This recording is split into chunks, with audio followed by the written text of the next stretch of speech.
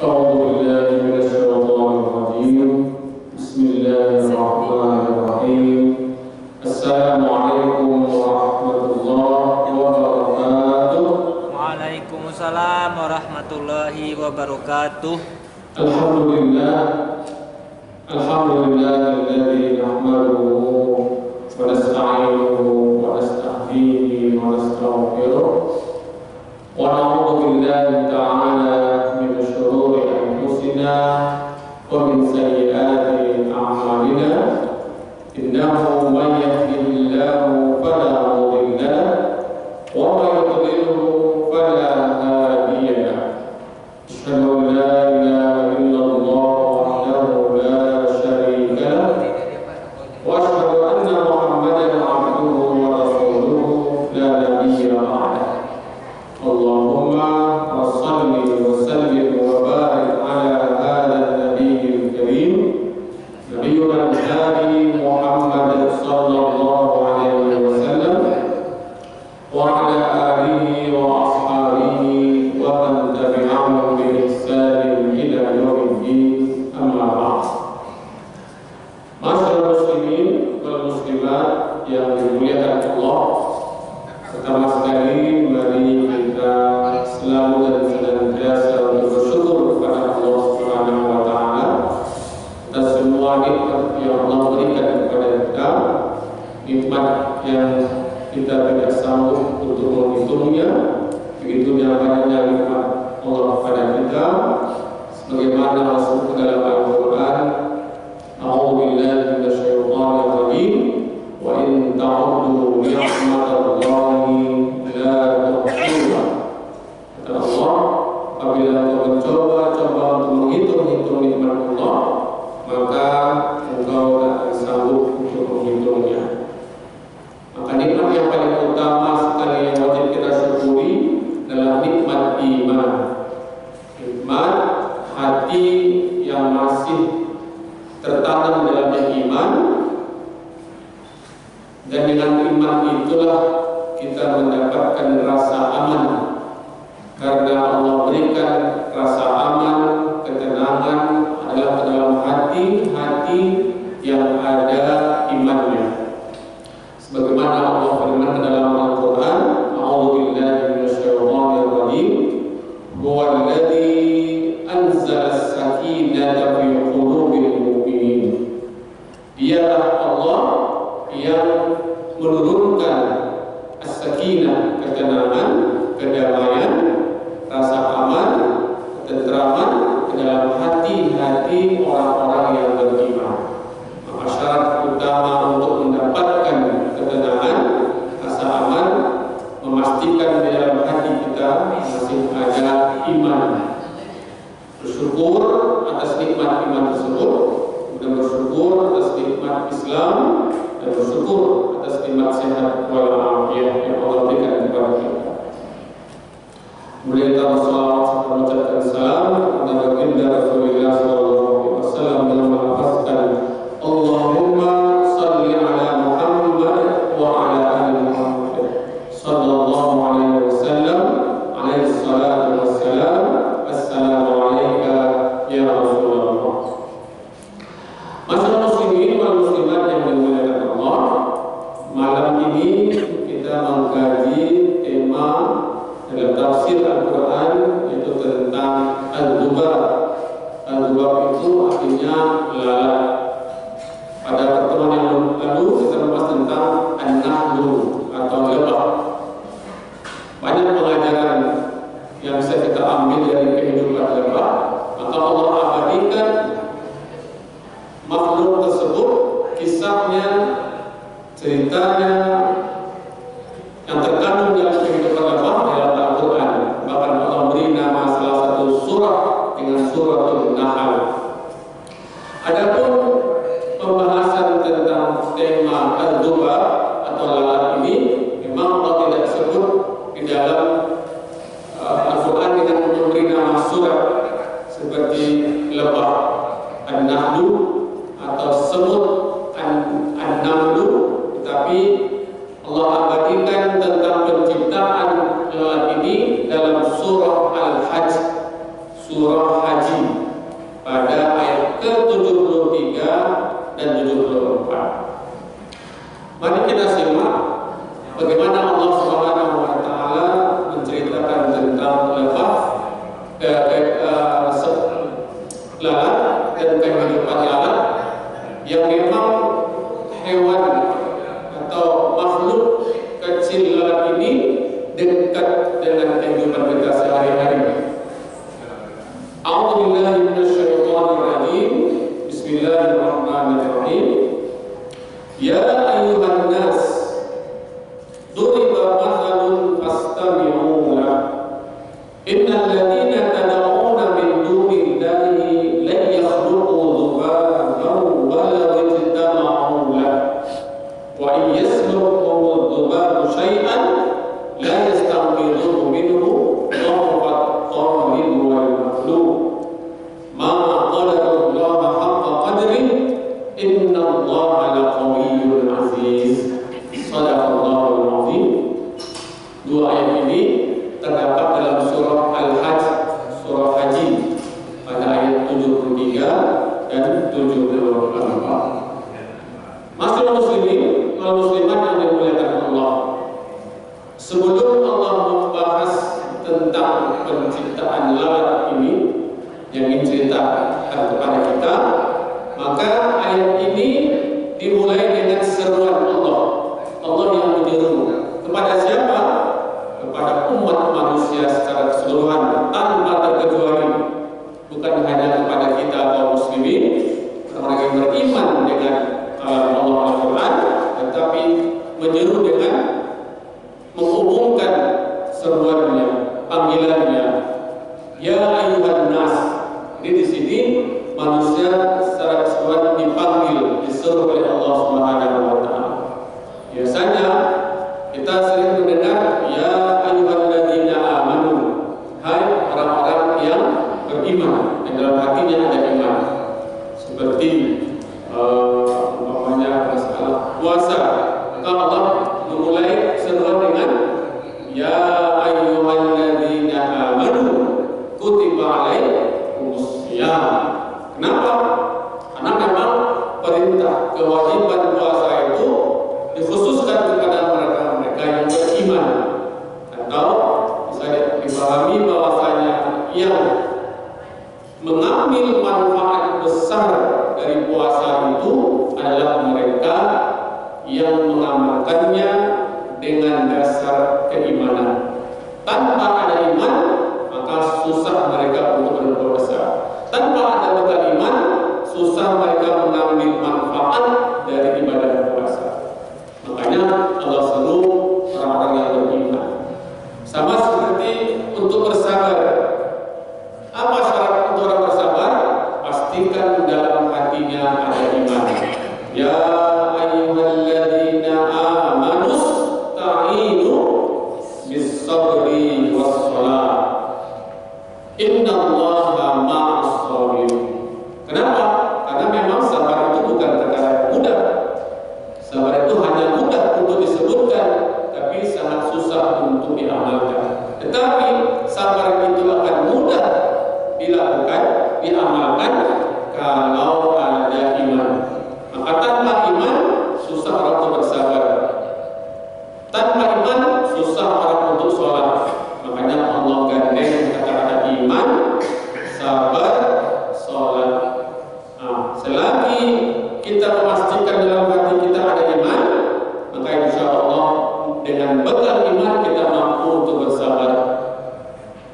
Tanpa ada iman, jangan berharap kita mampu untuk bersabar. Dengan iman kita akan mudah untuk sholat.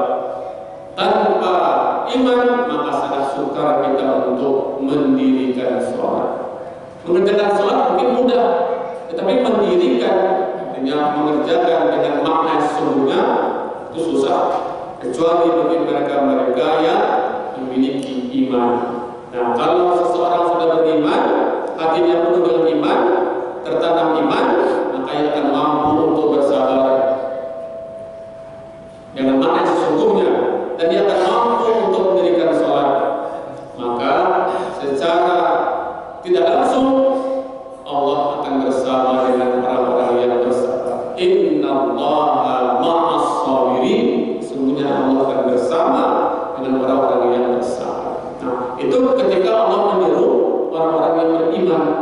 pada hal-hal tertentu untuk sholat, berpuasa, berzakat, bersabar, dasarnya keimanan.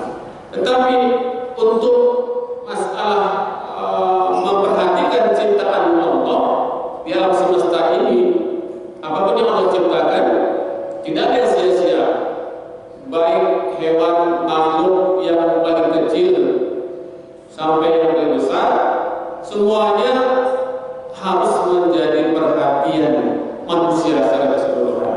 Mudah-mudahan dengan memperhatikan ciptaan Allah, manusia itu mengenal Allah yang mencipta.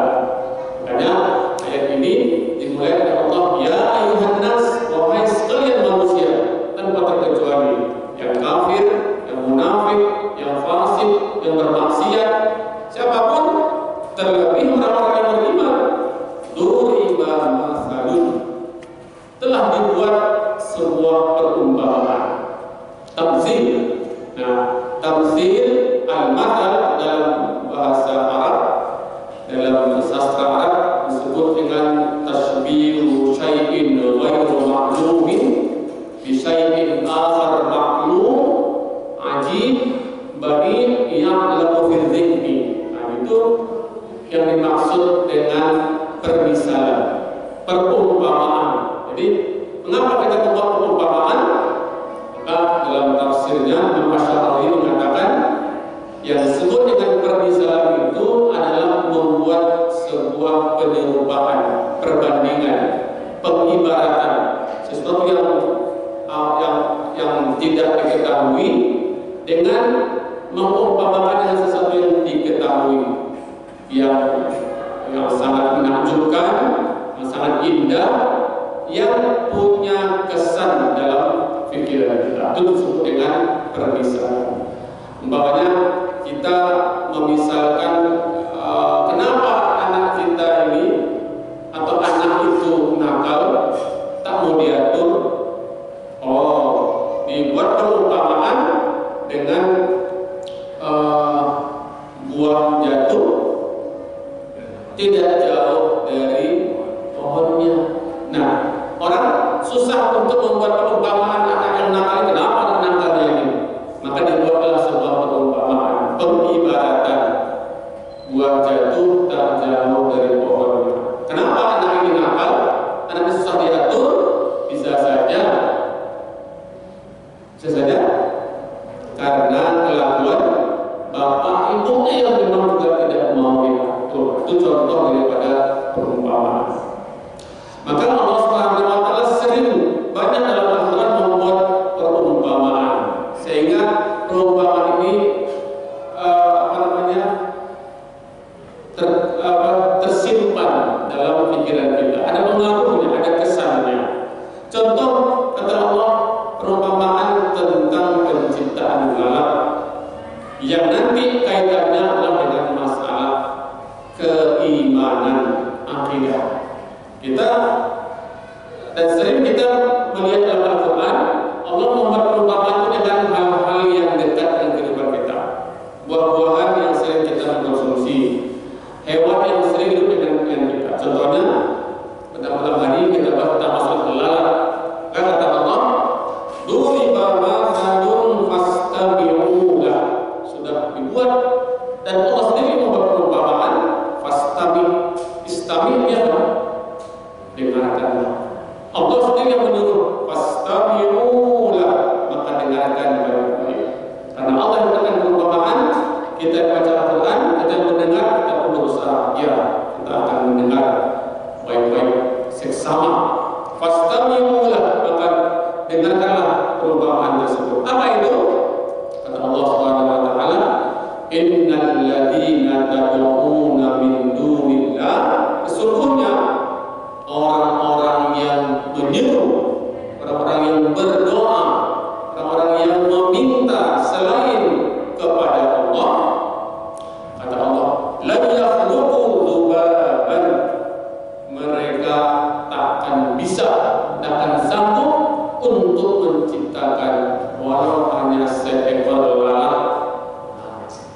Ini Allah yang berfirman, Allah yang menyatakan. Adakah orang yang bisa membantah?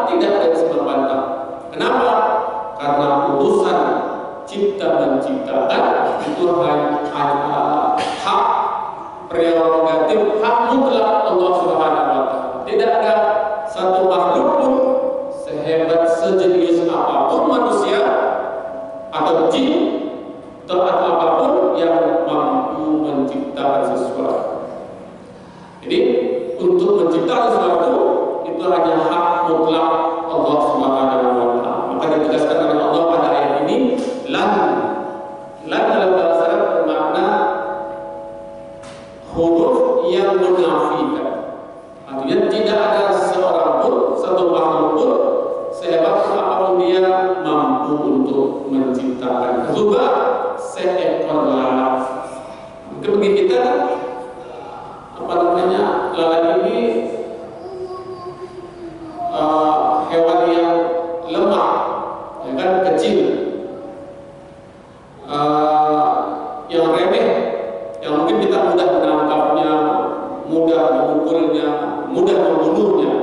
Tetapi Allah Subhanahu wa Ta'ala katakan hal yang sekecil, yang seremeh, yang yang mudah kita perlakukan dia dengan sesuatu kita, ternyata kita tak sanggup untuk menciptakannya. Walau ijtama'u lah, kata Allah, walaupun manusia seluruhnya berkumpul untuk menciptakan seekor lalat. Nah, sekarang kan banyak orang-orang hebat di dunia ini. Di Amerika, para pakar robot kan, pakar membuat menciptakan robot yang bisa terbang, berjalan, kencang, semacamnya. Atau dari Jerman, atau dari Korea, Jepang, dari mana-mana.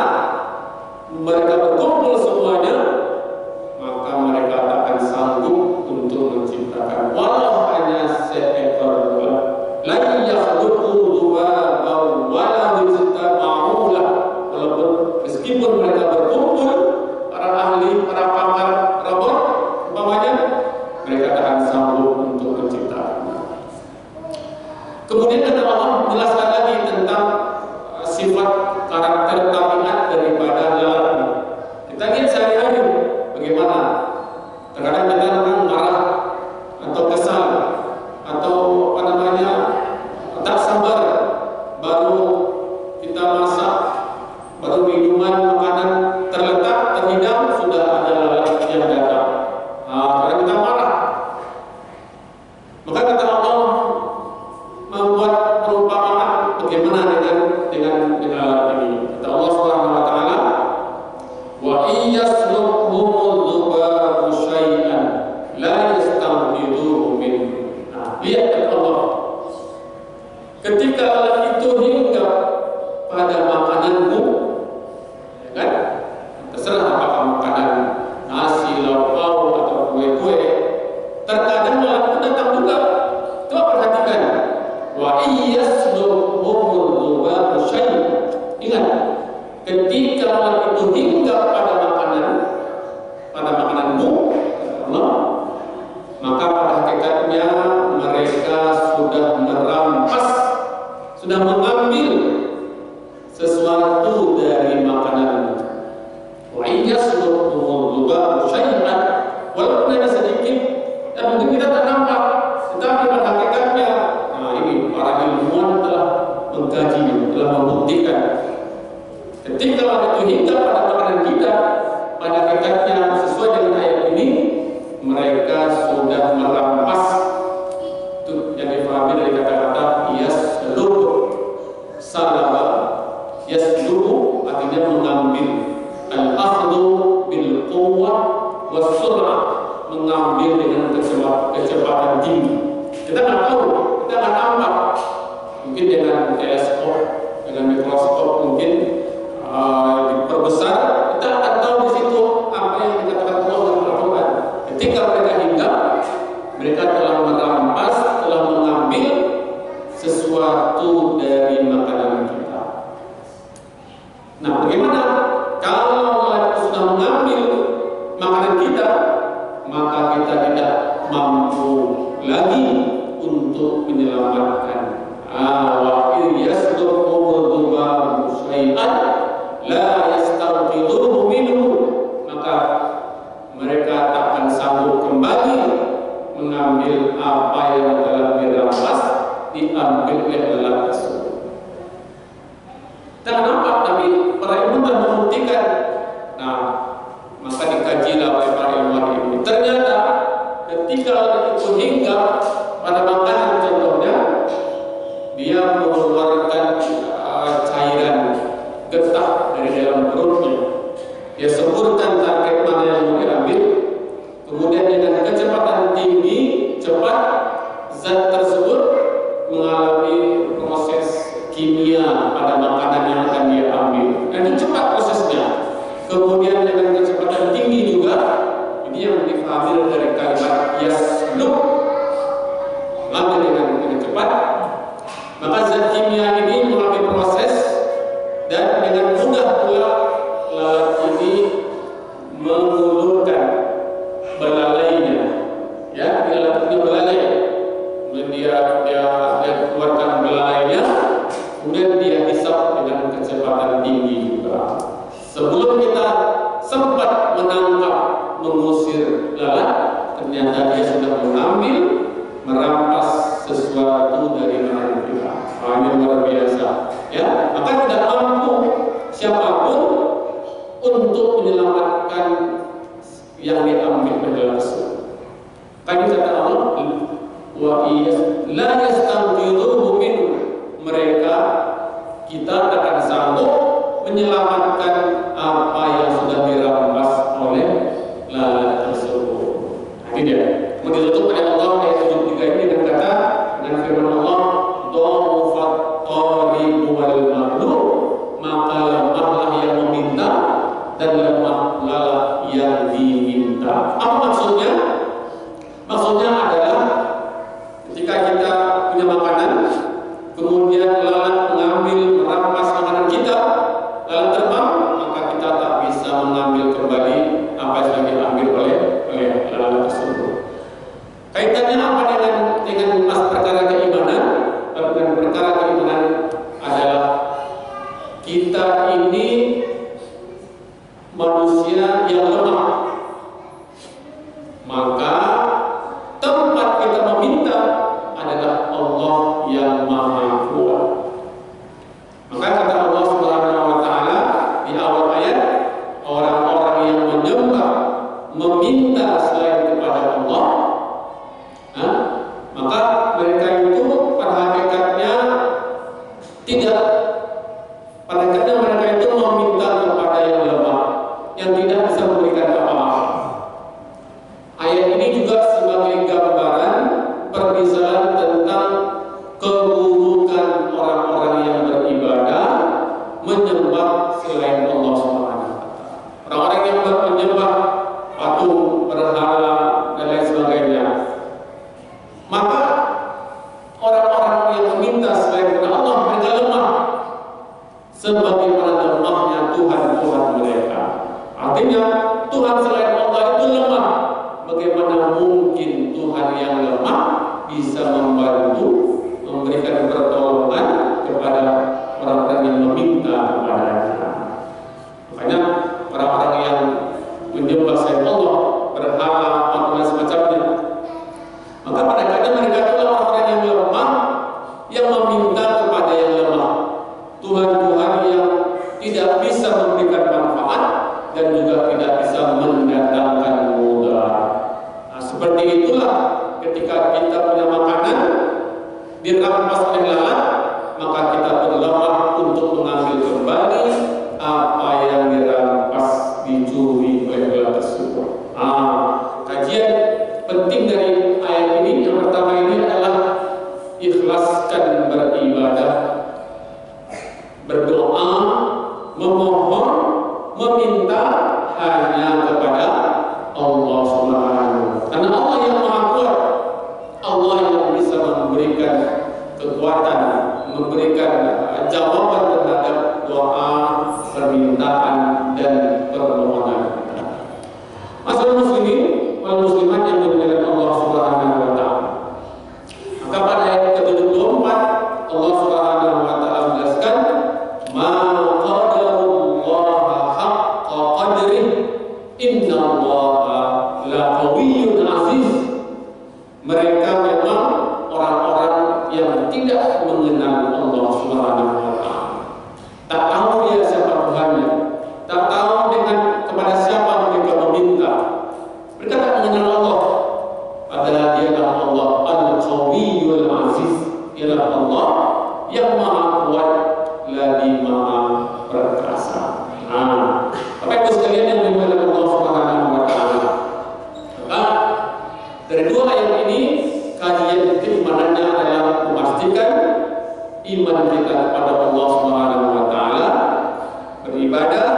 menyembah, memohon, meminta pertolongan, bersandar hanya kepada Allah Subhanahu wa taala.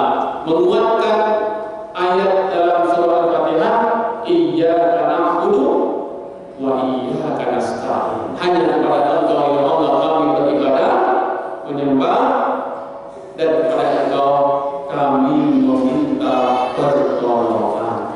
Ini ayat Al-Fatihah yang pendek itu ditafsirkan ya dengan ayat-ayat yang lain, contohnya pada ayat ini. Maka dalam metode tafsir ini namanya tafsirul Quran bil Quran, menafsirkan ayat Al-Quran dengan ayat-ayat Al-Quran yang lainnya, sehingga kita lebih memahami makna iyyaka na'budu wa iyyaka nasta'in.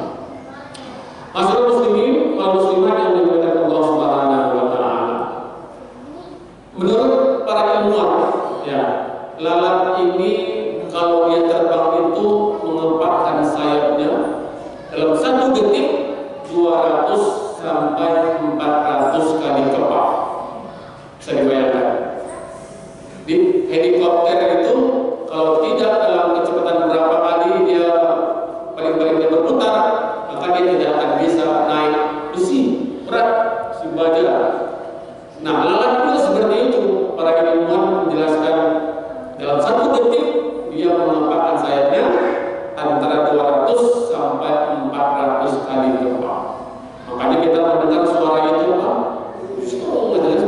Karena terlalu sangat kencangnya dia mengepakkan sayapnya.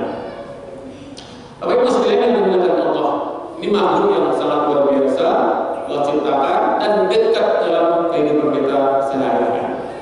Mungkin Bapak Ibu pernah mendengar satu hadis Rasulullah SAW tentang lalat ini. Kita ulang kembali pada pertemuan ini. Apa hadis Rasulullah yang diriwayatkan oleh Abi Hurairah dan terdapat dalam Sahih Imam Al-Bukhari tentang lalat yang hinggap pada minuman kita. Ya, bagaimana Rasulullah pun menjelaskan tentang lalat ini? Karena memang kita tak tahu, terkadang kita membeli minuman, belum kita minum atau baru sedikit mencicipi minuman, atau datang hingga dan bertengger di situ lalat. Nah, bagaimana Islam melihat menyikapi fenomena seperti ini? An Abi Hurairah radhiyallahu anhu qala, dari Abi Hurairah Rasulullah SAW bersabda, ingat ini. Bagaimana tahu nanti Bapak Ibu juga mengalami hal seperti ini? Bagaimana Islam menyikapinya? Idza waqa'a dzuban fi syarabi ahadikum, ya, kata Rasulullah, dan apabila seekor dan apabila seekor lalat hinggap pada minumanmu, apa yang kita lakukan? Biasanya kita buang minumannya. Nah, itu simpel ya kan?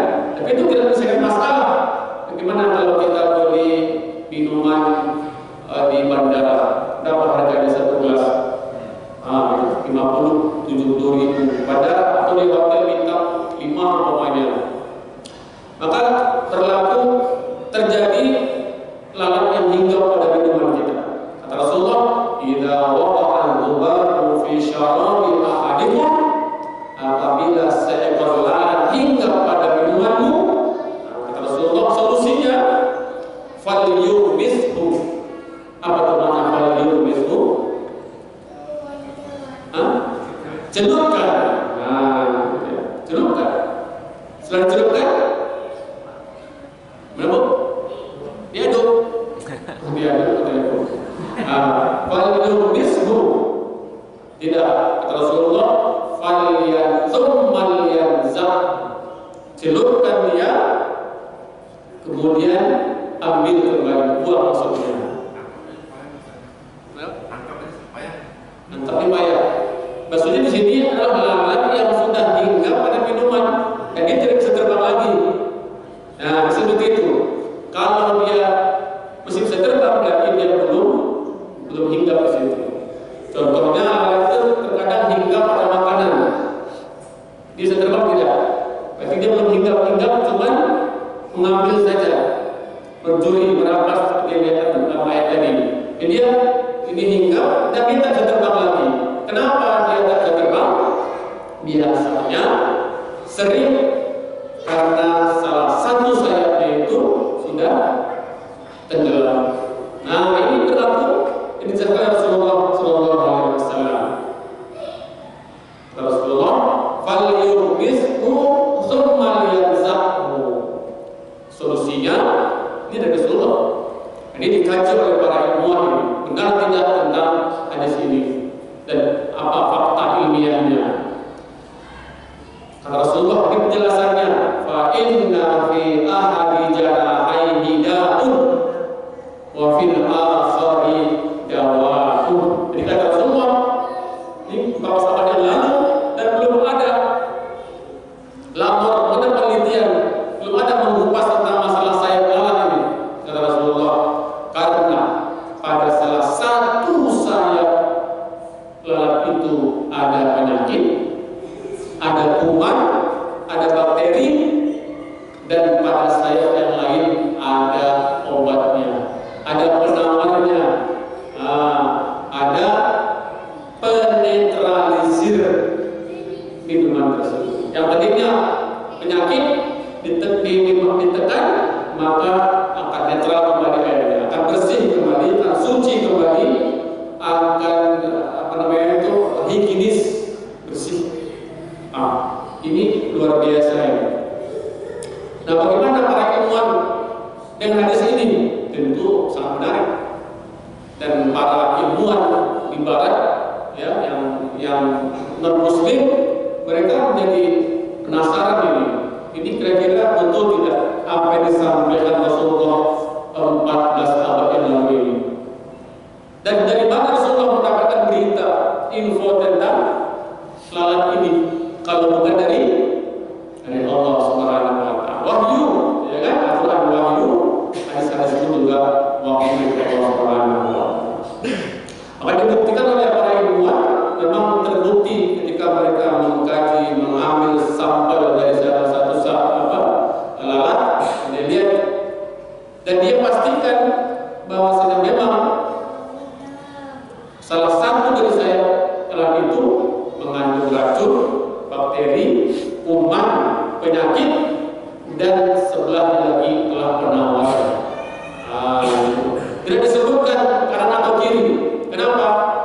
Karena memang kita lihat faktanya, lalat itu kalau hingga salah satu sayapnya itu tenggelam, dan yang tenggelam itulah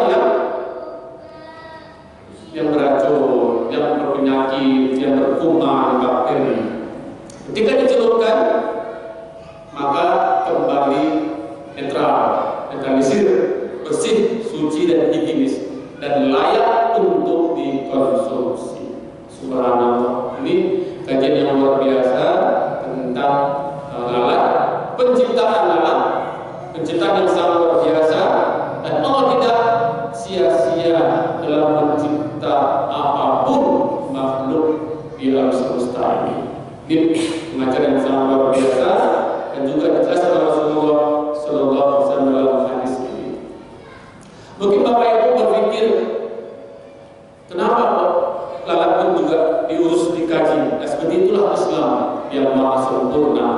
Ya, bukan perkara yang besar-besar saja, yang kecil-kecil pun, dan di situ ada nilai keimanan juga dijelaskan oleh Allah dan Rasulullah Sallallahu Alaihi Wasallam.